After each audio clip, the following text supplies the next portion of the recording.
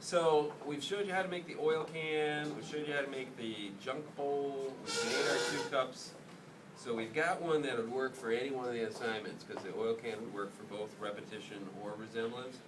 But you might want to do a relief sculpture, like these relief sculptures, for your resemblance one if you haven't started on it yet. This one I just drew on a slab and then kind of built it up, and I'll show you sort of how to make that.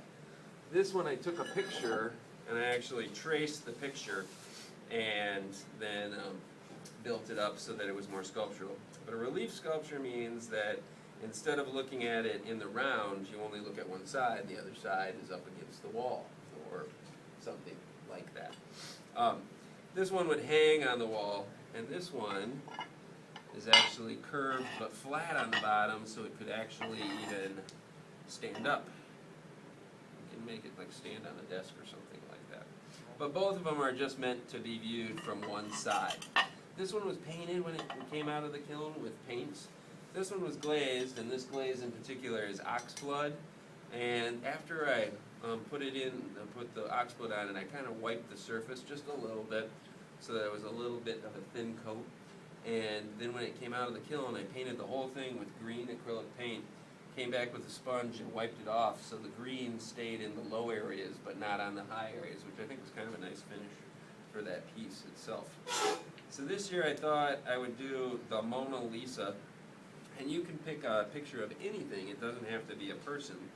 But what we do is we take the print off, and you want to print it fairly big, because even this size, when I start working on things like eyes and nose, it's going to be hard for me to get my fingers in there, so I'm going to have to use my favorite tool a lot. But all I do is take a ballpoint pen or something sort of soft so the paper isn't tearing.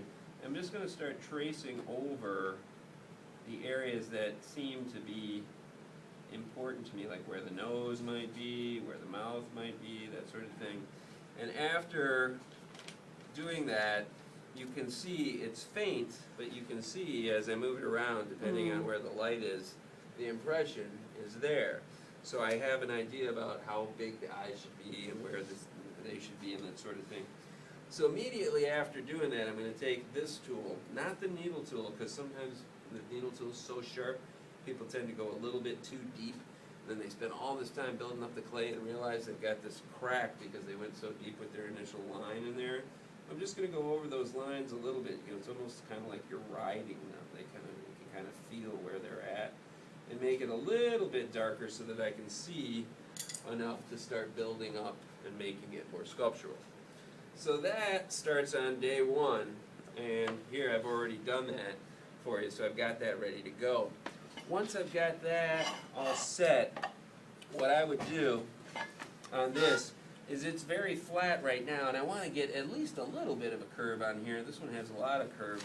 So I just take some paper towels and kind of ball them up, and I'm going to kind of press over the paper towels, which will start to give me a little bit of curve there so that it'll come away from the wall. And then that whole thing I would take and put in front of the fan for the remainder of the class. By the end of the class, when I push on it, it'll probably resist me a little bit more, which will be good when I'm trying to build up areas on there. I don't want it to keep flattening out and end up too flat so that I can't hang it up when it's all said and done. So this would go under the fan, then I'd work on something else. I'd make a cup, I'd make a handle, glaze something and what have you. And I come back the next day. The next day, after it's sat under the fan for a good 20 to 30 minutes, I obviously cover it up so I keep it like that. That day is when I come in with my knife and I'm going to cut that edge so that it has that shape, and then I have to sort of decide what I'm going to do in the bottom, and I'm going to do a flat bottom, in which case I would cut across so that it could just sit on a desk, or whether I want it to just kind of be broken looking like that. Either one is fine. Because it'll be a little bit drier, it'll be easier to cut out that shape. And then I'll soften that edge just a little bit before I move on. And then I would start the whole process of building up areas and carving into areas to start to make these features show up. It looks okay as kind of a drawing on a slab, But it's so much more interesting when you really start to build the features as opposed to just, having them drawn in there or painted in there. So I'll show you how to do the eye and the general idea. And then I know a lot of you have done a piece that will count for resemblance. I'm not going to spend forever going over this, but if you are working on a piece like this, I'll help you with some of the features if you're doing something like a face as we go. The hair and stuff are just slabs that have been put on there and then scratched into. Because it'll have been a day, I need slip. Shoot. Anybody got slip handy? We got some right there, Emma? No? Okay, I'll grab some slip. Anything that I put on here, I definitely want to slip, because if it's dried out and I'm putting soft clay on there, it's gonna pop off unless I soften up that surface. Thank you. So once I've cut out the shape, the very first thing that I do on day 2 is I take some of that clay that I just cut out, and I'm going to cut it into a half moon shape. It doesn't have to be pretty, just so long as it's kind of like a crescent moon shape. And you kind of bend it back a little bit, and then I would pick up this and I would attach that to the back so that I've got a place for it to hang by. If I'm not sure where to place it, I have to do this. You can find the balance point just by holding it with your finger and your thumb. So, if this piece is going to hang on the wall, and the clay has a little bit of a memory, so it'll want to keep going back to being flat, so you kind of have to keep working on rounding it out while you're working on it each day and checking on that. But when you pick it up, you can find where that balance point is. If I put it over here, it wouldn't sit square on there. So I find where that balance point is, and then once I know where that is, I do a really good job slipping and scoring that on there so that it can get hooked onto the wall like that. This clay will be a perfect match, and I want to do a good job because if I end up really liking it, the last thing I want to happen is to hang it on the wall and have the whole thing fall off right away. Alright, so, my knife. Darn it. It's like losing a friend. Oh, yeah.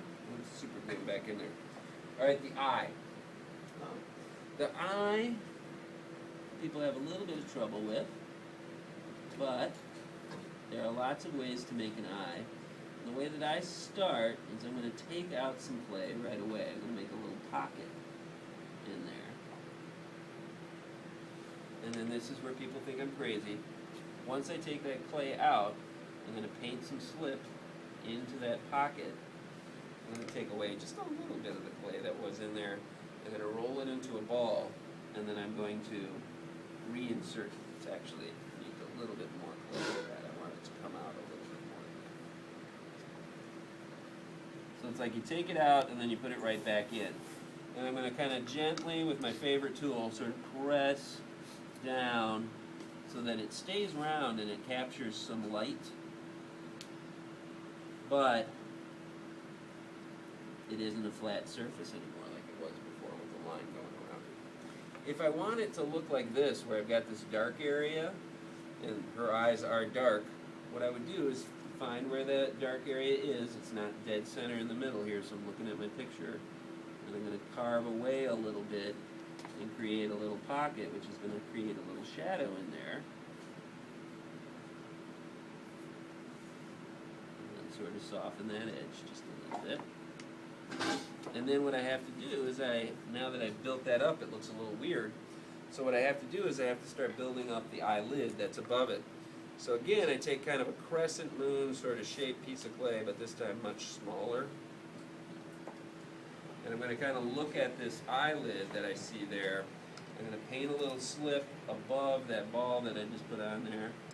And then I'm going to put an actual eyelid on there, and then with my favorite tool, I'm going to start working in the top, but not the bottom, so that that little crescent shape of clay actually creates that top eyelid.